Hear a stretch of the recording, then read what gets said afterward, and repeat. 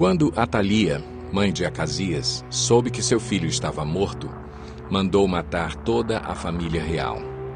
Mas Jeozeba, filha do rei Jeorão e irmã de Acasias, pegou Joás, um dos filhos do rei que iam ser assassinados, e o colocou num quarto, junto com a sua ama, para escondê-lo de Atalia. Assim, ele não foi morto. 6 anos ele ficou escondido com ela no templo do Senhor, enquanto Atalia governava o país. No 7º ano, o sacerdote Joiada mandou chamar à sua presença no templo do Senhor os líderes dos batalhões de 100 dos cários e dos guardas, e fez um acordo com eles no templo do Senhor com juramento. Depois lhes mostrou o filho do rei e lhes ordenou: vocês vão fazer o seguinte: quando entrarem de serviço no sábado, uma companhia ficará de guarda no palácio real, outra na porta de Sur e a terceira na porta que fica atrás das outras companhias. Elas montarão guarda no templo por turnos. As outras 2 companhias, que normalmente não estão de serviço no sábado, ficarão de guarda no templo para proteger o rei. Posicionem-se ao redor do rei, de armas na mão. Matem todo o que se aproximar de suas fileiras. Acompanhem o rei aonde quer que ele for. Os líderes dos batalhões de 100 fizeram como o sacerdote Joiada havia ordenado. Cada um levou seus soldados, tanto os que estavam entrando em serviço no sábado, como os que estavam saindo ao sacerdote Joiada. Então ele deu aos líderes dos batalhões de 100 as lanças e os escudos que haviam pertencido ao rei Davi e que estavam no templo do Senhor. Os guardas, todos armados, posicionaram-se em volta do rei, junto do altar e em torno do templo, desde o lado sul até o lado norte do templo. Depois, Joiada trouxe para fora Joás, o filho do rei, colocou nele a coroa e lhe entregou uma cópia da aliança. Então o proclamaram rei, ungindo-o, e o povo aplaudia e gritava: Viva o rei! Quando Atalia ouviu o barulho dos guardas e do povo, foi ao templo do Senhor, onde estava o povo, e onde ela viu o rei em pé junto à coluna, conforme o costume. Os oficiais e os tocadores de corneta estavam ao lado do rei, e todo o povo se alegrava ao som das cornetas. Então Atalia rasgou suas vestes e gritou: Traição! Traição! O sacerdote Joiada ordenou aos líderes dos batalhões de 100 que estavam no comando das tropas: levem-na para fora, por entre as fileiras, e matem à espada quem a seguir.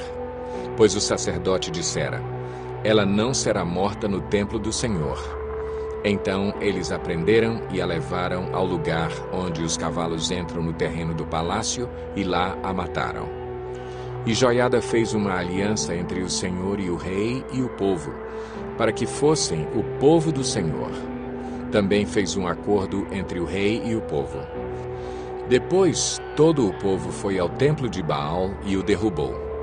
Despedaçaram os altares e os ídolos e mataram Matã, sacerdote de Baal, em frente dos altares.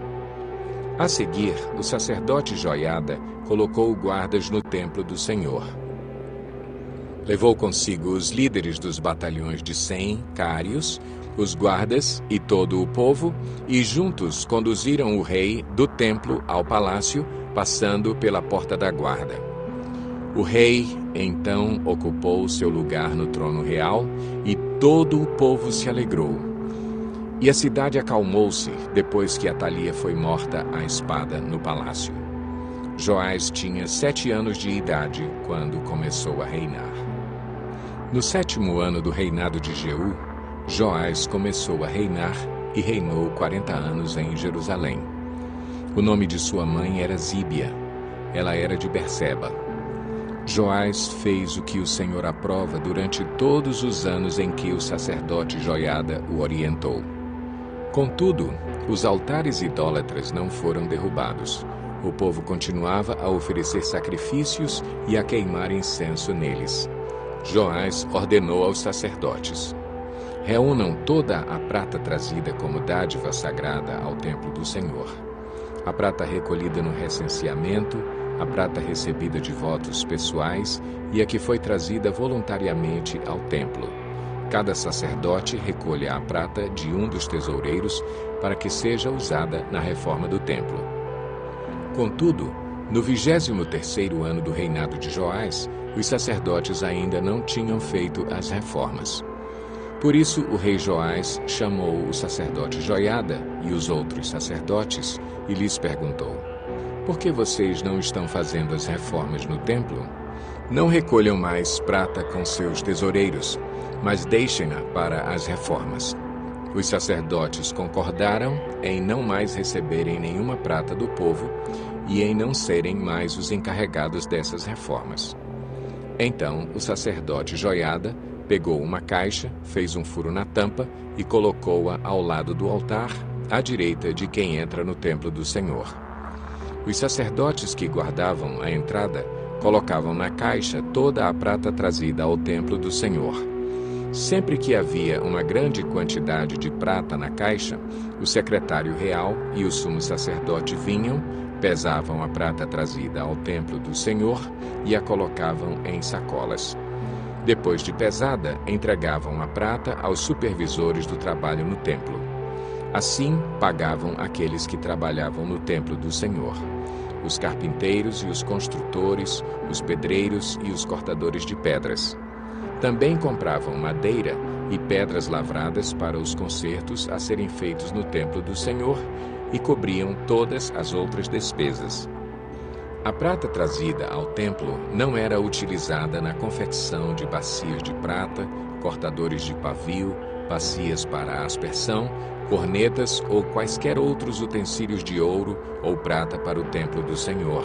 Era usada como pagamento dos trabalhadores e eles a empregavam para o reparo do templo. Não se exigia prestação de contas dos que pagavam os trabalhadores, pois agiam com honestidade. Mas a prata das ofertas pela culpa e das ofertas pelo pecado não era levada ao templo do Senhor, pois pertencia aos sacerdotes. Nessa época, Hazael, rei da Síria, atacou Gate e a conquistou. Depois decidiu atacar Jerusalém. Então Joás, rei de Judá, apanhou todos os objetos consagrados por seus antepassados, Josafá, Jeorão e Acasias, reis de Judá, e os que ele mesmo havia consagrado, e todo o ouro encontrado no depósito do templo do Senhor e do palácio real, e enviou tudo a Hazael, rei da Síria, que, assim, desistiu de atacar Jerusalém. Os demais acontecimentos do reinado de Joás e as suas realizações estão todos escritos no livro dos registros históricos dos reis de Judá. 2 de seus oficiais conspiraram contra ele e o assassinaram em Bet-Milo, no caminho que desce para Sila. Os oficiais que o assassinaram foram Josabade, filho de Simeate, e Jeozabade, filho de Somer. Ele morreu e foi sepultado junto aos seus antepassados na cidade de Davi. E seu filho, Amazias, foi o seu sucessor.